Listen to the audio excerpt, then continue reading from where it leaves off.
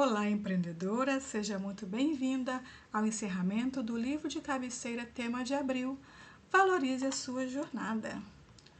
O livro de estudo desse mês é o caso da borboleta Atíria, de Lúcia Machado de Almeida, da série Vagalume. Quem já estudou os livros da série Vagalume, da década de 80, deve conhecer que esse tipo de livro ele é infanto-juvenil e ele tem também uma pegada investigativa, é sempre um mistério a ser revelado. E por que eu escolhi o caso da borboleta Atíria como tema do nosso mês? Porque a gente vai falar aqui da jornada da heroína, trazendo para o nosso universo do empreendedorismo feminino. A Atíria representa ali a mulher, a empreendedora que está vivendo a sua jornada dentro do universo do empreendedorismo, seus desafios, medos e superações. E esse projeto, o livro de cabeceira, faz parte do nosso Clube Empreenda com Sucesso, voltado para empreendedoras se desenvolverem em seus negócios. A narrativa começa com uma pequena introdução, trazendo ali o nascimento da borboleta. Num bosque cheio de passarinhos e flores, aparece certa vez uma pequenina e silenciosa crisálida, colada ao tronco de uma árvore. Uma velha jitiranaboia chega e observa aquele espetáculo, aquele nascimento, e observa também que a pequena borboleta nasce com um defeito em uma das suas asas. E ali ela percebe que, apesar de pequena e frágil,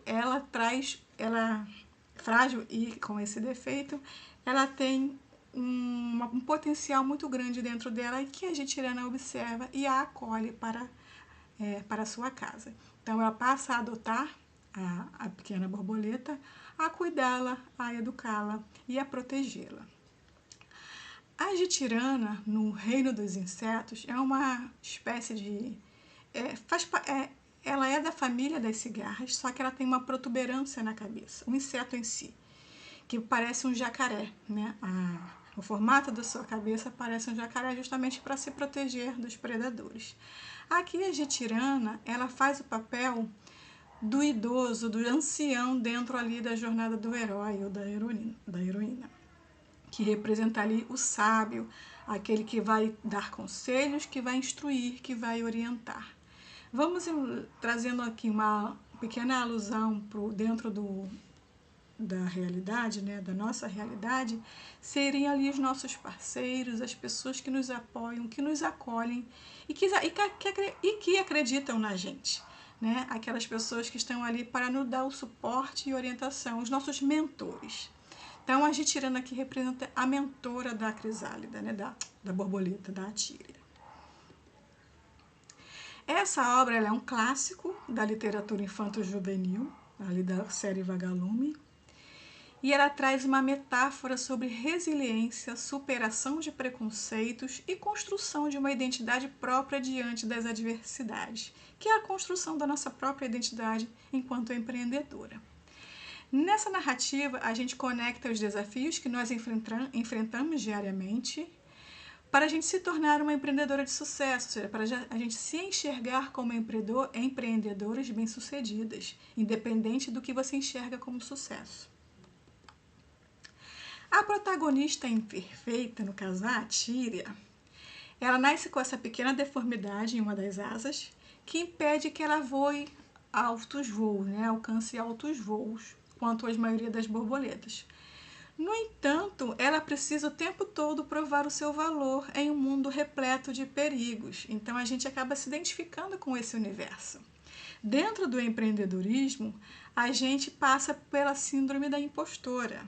Essa asa defeituosa da Atíria representa justamente as barreiras que a gente enfrenta dentro de nós e externas em relação ao mercado, a falta de confiança que muitas das vezes a gente sofre por conta de outros profissionais, da própria concorrência e dos clientes. E quando a gente fala em valorizar a nossa jornada, é entender justamente as cicatrizes que a gente carrega ou as nossas limitações iniciais, por falta, às vezes, de maturidade, de experiência, ou até da malícia, né, de conhecer ali as minúcias do mercado e que, na verdade, molda quem nós somos, né? Como empreendedores, moldam ali a nossa visão do negócio. Valorizar a jornada é entender que a gente tem falhas, mas que a gente está disposta a avançar apesar delas, a crescer junto com essas falhas, com essas dificuldades que são próprias da nossa existência. E ali entra também nessa questão da síndrome da impostora, a gente acreditar que não tem potencial suficiente para avançar, para crescer ou para fazer nascer um negócio. E aí o príncipe Grilo, ele entra aqui como uma figura de autoridade. Ele está noivo, ou melhor, ele estava noivo, porque a noiva dele foi assassinada, e justamente a trama envolve isso, né? Todo esse mistério, quem foi que assassinou a noiva do Grilo, do príncipe Grilo, a Helicônia. Há um outro crime relacionado também ao príncipe, que é uma outra borboleta que também é assassinada. E aí a trama envolve todo esse universo, todo esse mistério para saber o que aconteceu, né, com essas duas borboletas. E a Tiri acaba se envolvendo nessa trama toda, porque ela também está relacionada com o príncipe Grilo, que ele ali é o pivô de toda a confusão, né, de todo esse mistério. Só que ele acaba se encantando pela borboleta, né?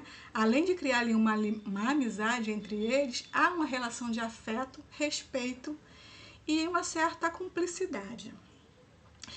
Então, o papilho, que é uma borboleta também, que no caso está aqui entrando como detetive, tem uma outra borboleta chamada Caligo, que são os parceiros ali, né?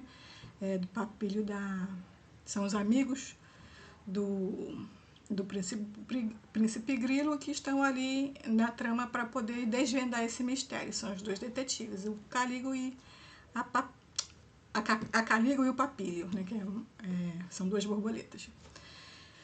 E eles estão ali para também representar ali uma certa autoridade junto com o príncipe Grilo. E o que o príncipe Grilo aqui representa também? Essa figura de confronto, né? Existe também ali um confronto entre eles. Vamos falar agora da travessia, né? Em relação a esse mistério, toda a jornada que a Tiri vai percorrer envolvida aí nessa trama. Ela acaba sendo o centro dessa investigação, porque ela acaba se envolvendo sem querer nos crimes, né? Acaba meio que você destemida, embora frágil, ela é curiosa, destemida e muito corajosa. Ela não se torna uma espectadora do processo. Ela é protagonista e também é peça-chave daquela situação, de todos aqueles problemas que estão acontecendo, e faz parte também dessa solução. E essa travessia que ela passa, né, que enfrenta os seus próprios medos, que supera várias vezes algumas limitações internas, é a nossa travessia, porque ela é repleta de incertezas e riscos. Quem empreende está sempre o tempo todo correndo riscos. Então, ela como está envolvida dentro dessa narrativa, dentro desse mistério, muitas das vezes nós, como a Tíria, nós temos que estar ali liderando, né, os nossos clientes, os nossos parceiros, a nossa própria equipe, e está sempre no comando das decisões. E lidar com isso muitas vezes é solitário. Muitas das vezes a gente enfrenta vários predadores, né? Os predadores aqui a gente pode encarar como a própria concorrência, a falta de crédito no mercado, né? A gente tem que estar sempre o tempo todo provando que a gente é capaz. E o machismo, que infelizmente é aquela coisa estrutural que a gente já está cansada de saber. A Vanessa Atalanta é a outra vítima, né? Acaba sendo também vítima nas mesmas circunstâncias que a Helicônia, tudo porque ela estava envolvida com o príncipe Grilo. E aí a gente vê essa cena aqui da coruja, que é onde ela foi encontrada o corpo dela na entrada de uma gruta das bruxas noturnas, que aqui seria um local onde ficam acolhidas as corujas. E aí aqui, nesse momento, né, nessa cena em que ela está ali ainda agonizante, falando coruja antes de vir a falecer, é uma dica, né? É uma dica do livro. Ou seja, a pista, né? A pista principal para em direção à origem de todo esse crime, que a gente vai entender mais à frente, quando for desvendado o mistério. A coruja aqui também representa, numa visão geral, as incertezas pelas quais a gente passa na nossa vida. As incertezas, o mistério e as inseguranças. E esse mistério é desvendado na cena, mais à frente, né? Nessa cena aqui, vale lembrar que Caligo e Papilio são os investigadores, né? São as borboletas que investigam, sendo que Papilio ele tem uma personalidade mais observadora. Então ele está o tempo todo observando, colhendo pistas, analisando, calculando, bem friamente. E ele já tinha algumas pistas que levavam a uma suspeita, que se confirma nessa cena. Essa cena se chamou Concerto, onde está acontecendo uma apresentação musical dos pernilongos. Lembrando que tudo se passa dentro do universo dos insetos. Então, é interessante que eu gosto muito desse livro porque ele traz não só fábula, né, são os insetos representando ali comportamentos humanos, traz também o lado lúdico, didático, porque tem algumas cenas no livro, né, alguns momentos do livro que a autora fala sobre o universo mesmo daquela espécie de inseto. Por exemplo, tem um capítulo da colmeia, onde ela explica como é que funciona, né, uma colmeia de abelhas, a rainha, seus operários. Então, fala um pouco até sobre como funciona uma sociedade. Isso para quem é jovem, né? O público-alvo desse livro é justamente a galera mais jovem, mas que traz muito para o nosso universo também. A gente pode trabalhar muito isso de diversas outras formas. E a própria psicologia do conto de fadas também está aqui inserida. Então, vamos voltando aqui para a cena. Nesse concerto acontece uma situação inusitada em que o mistério é revelado, ou melhor, as suspeitas, né, do investigador Papilio se confirmam nesse momento. Tá correndo lá no palco lá o concerto, né, a apresentação do grilo e suas griletes. E aí, em dado momento, um espectador, um bicho-pau, ele se desequilibra lá do puleiro onde ele está assistindo e ele vem a cair. Nesse momento, a Caligo, né, que é a borboleta parceira lá do investigador, ela voa para socorrer. Nesse momento que ela voa, no momento que ela vira as suas asas ao contrário, acontece o estalo. O que acontece? A Caligo é um tipo de borboleta chamada de bruxa também. O formato da sua borboleta, quando vira ao contrário, mostra dois orifícios, né, dois círculos que parecem os olhos de uma coruja. Então, a coruja aqui não é a coruja, é a Caligo. Ela que é a assassina. É ela que mata as vítimas. Agora, por quê? Né? Aí a gente vai entendendo isso ao longo da trama.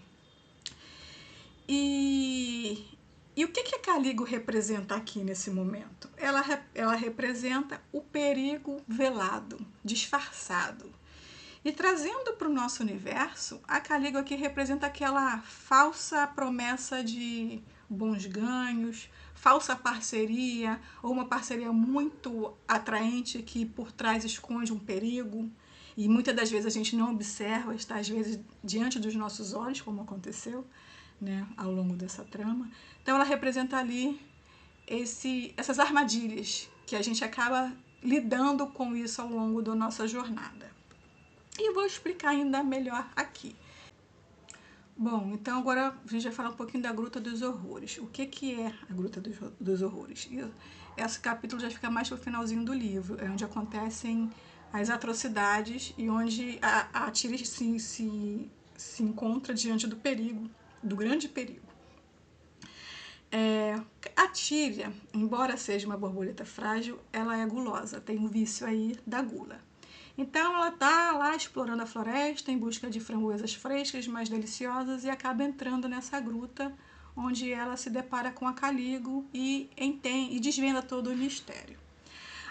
A gruta aqui ela representa a hostilidade e os vícios que tentam paralisar a jornada. No nosso universo, é o reflexo dos desafios que a gente enfrenta, sejam eles estruturais ou psicológicos.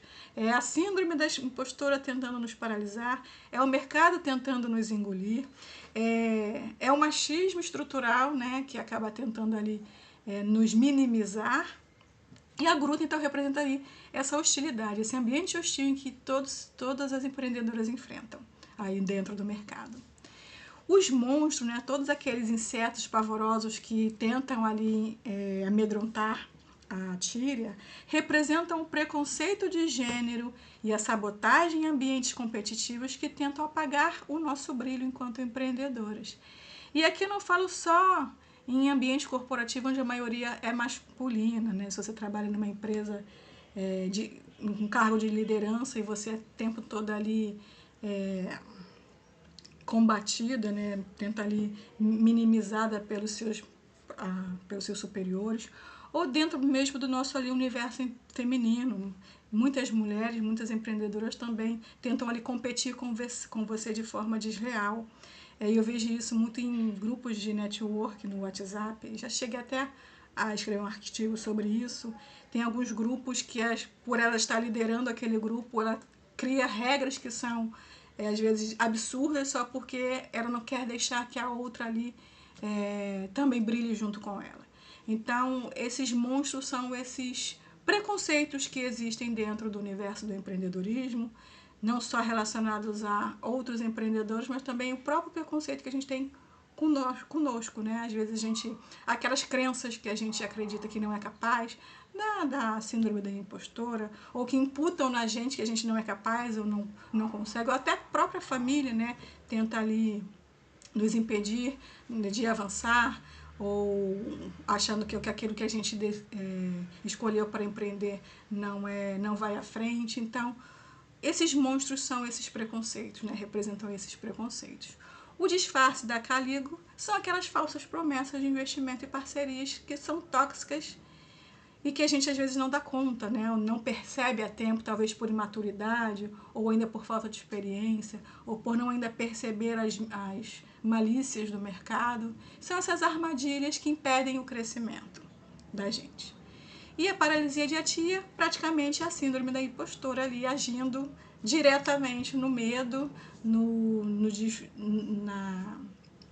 paralisando ali as nossas ações, com medo do novo, do desconhecido, enfim, que às vezes nos impedem ali de avançar, de crescer e de obter ali o sucesso que a gente almeja.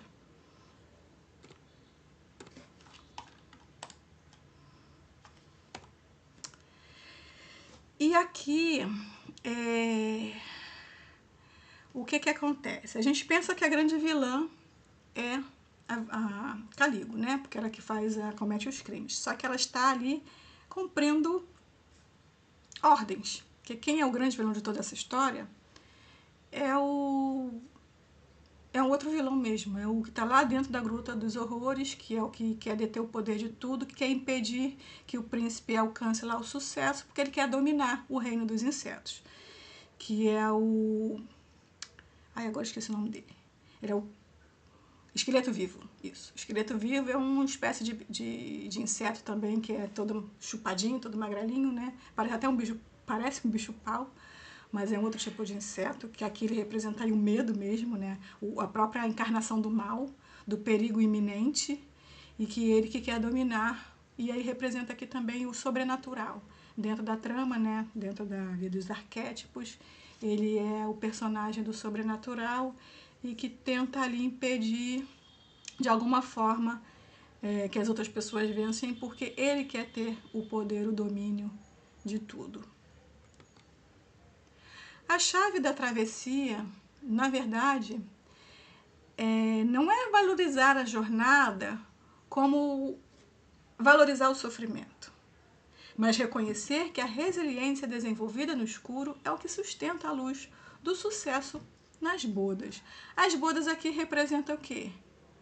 Representa o crescimento, o sucesso que você almeja, né? E aqui vamos falar um pouquinho do valor da rede de apoio. A Tíria, ela contava com a proteção não só do príncipe Grilo, como também da sua mãe, a Tirana, além de todos os amigos que ela fez ao longo, né, da sua caminhada na floresta. Isso para dizer o quê? Que por mais que pareça solitário, nenhuma jornada é assim quando você tem uma rede de apoios. Então, quando você valoriza o caminho percorrido, envolve conhecer também a importância do network e da rede de apoio. Para a mulher empreendedora, essa rede é o que permite que ela equilibre os diversos pratos que ela enfrenta, né, que ela tenta equilibrar ao longo da sua vida, seja pessoal, empresarial e a própria saúde mental. Isso quer dizer que, por mais que a gente tenha, em alguns momentos, estar sozinha, quando você tem uma rede de apoio, que você tem pessoas que te apoiam, que te orientam, que te auxiliam, que te guiam, você nunca está sozinha, porque todas essas pessoas estão de alguma forma te ajudando a crescer, te ajudando a superar os seus próprios medos, né? E te ajudando aí na sua evolução e ajudando você a equilibrar todos esses pratos que você precisa ao longo da sua vida.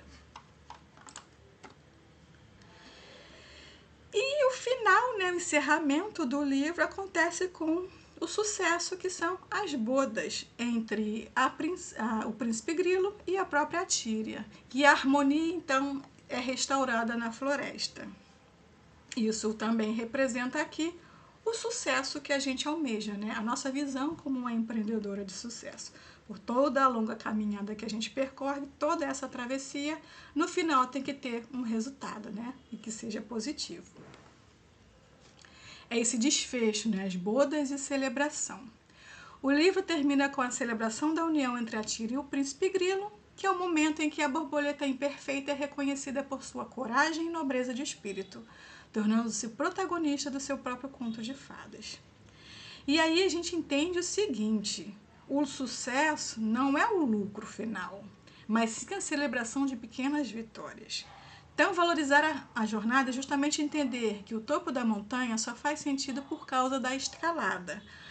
Pequenos sucessos pequenas vitórias que você alcança ao longo da sua jornada são pequenos degraus para o seu sucesso. Então, comemorar essas pequenas vitórias faz parte aí da valorização da sua jornada.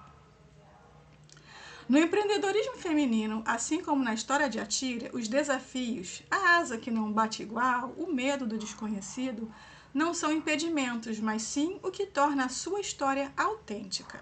A beleza não está na perfeição, mas na coragem de continuar batendo as asas, mesmo quando o vento sopra contra. E eu deixo uma reflexão para você.